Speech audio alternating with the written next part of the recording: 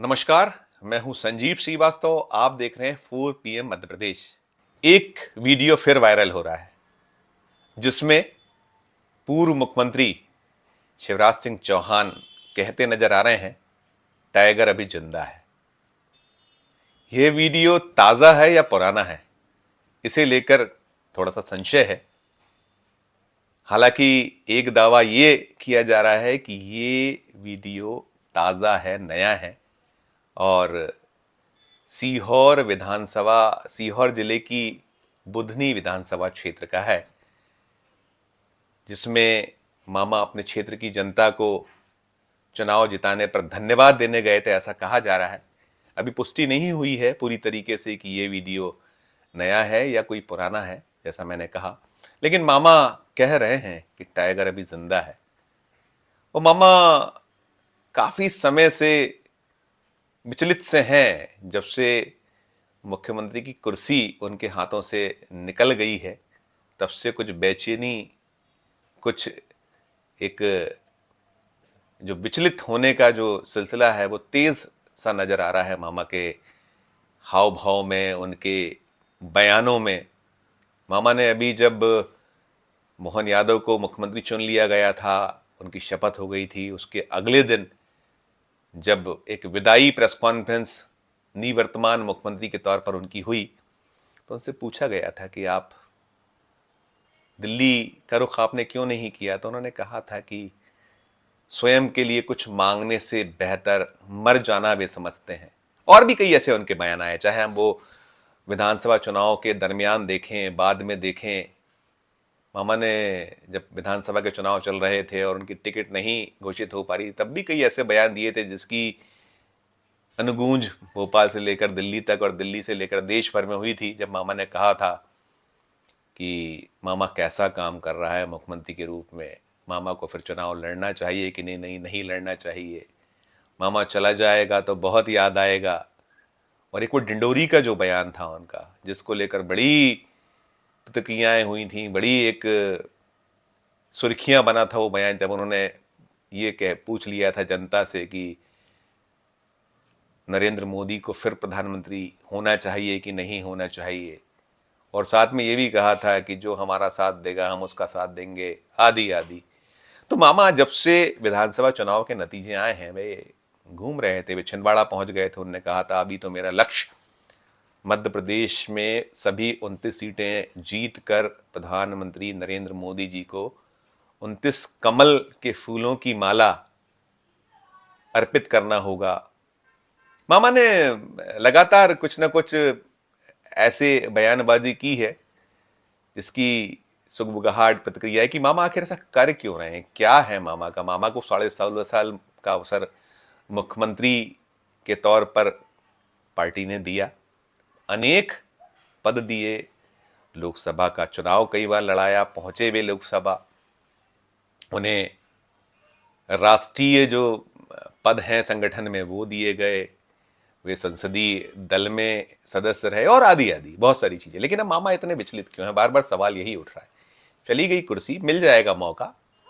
JP Nadda ने तो कहा भी है, जो बीजेपी के राष्ट्रीय अध्यक्ष हैं, कि हम अपने ऐसे नेताओं जिन्होंने योगदान पार्टी को आगे बढ़ाने में दिया, उन्हें कैसे भूल सकते हैं। उसमें शिवराज सिंह चौहान का नाम, वसुंधरा का नाम लिया है और कहा भी है कि इन्हें अब वक्त आने पर कोई ना कोई काम पार्टी जरूर देगी। लेकिन मामा का जो एक बयानबाजी का सिलसिला है, थम नहीं रहा है। मामा चाह क्या रहे हैं, ये सवाल बार बार उठ रहा है।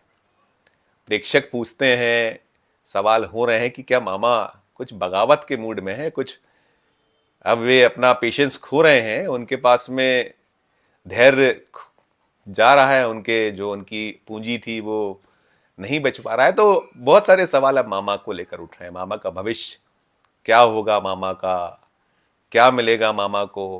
और मामा खुद तो कहते हैं कि मैं तो एक पार्टी का अनुशासित कार्यकर्ता हूं, सिपाही हूं, जो मुझे कहा जाएगा, जो मुझे काम दिया जाएगा मैं करूंगा।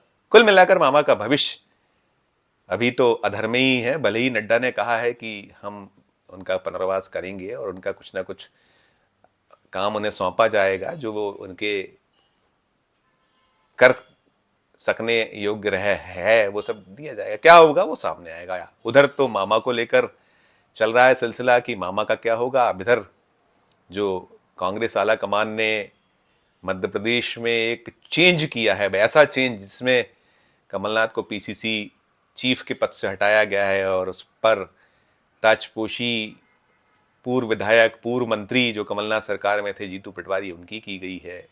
विधानसभा में नेता प्रतिपक्ष बना दिया गया। तो अब ये भी सवाल उठ रहा है कि कमलनाथ को अगली जिम्मेदारी क्या मिलेगी।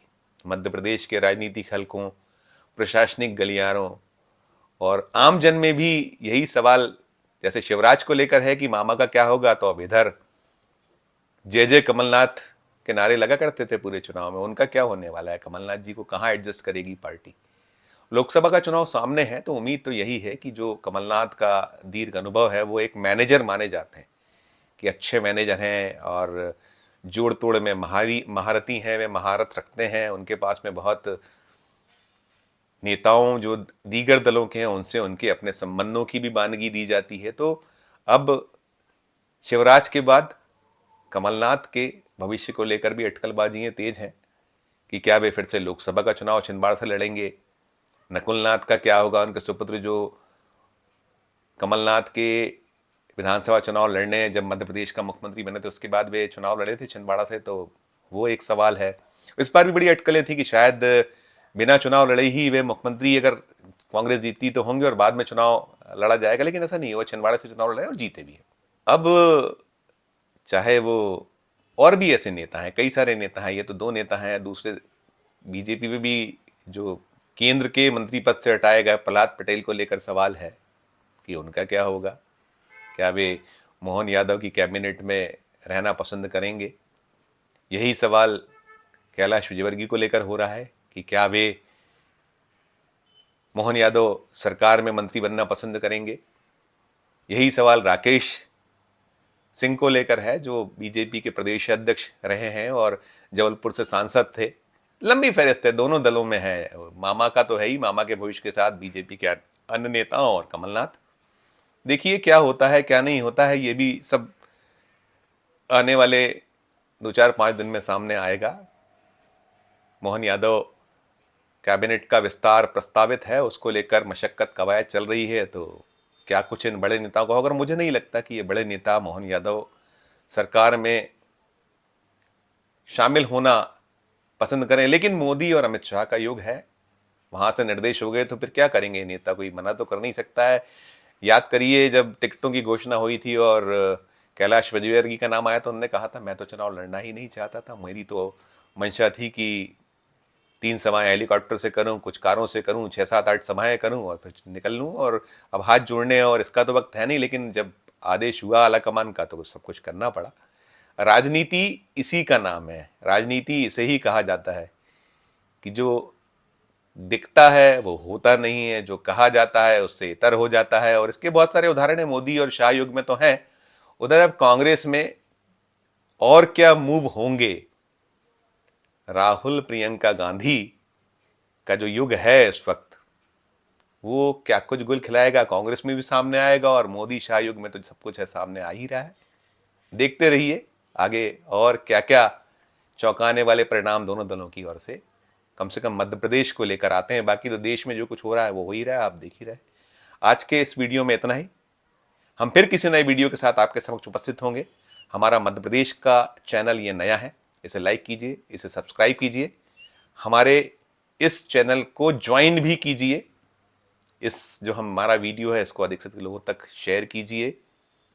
हमारे चैनल के कमेंट बॉक्स में जाकर इस वीडियो पर अपना कमेंट भी जरूर कीजिए और देखते रहिए 4 PM Madhya Pradesh, 4 PM national और 4 PM हमारे अन्य राज्यों के चैनलों को। धन्यवाद, नमस्कार।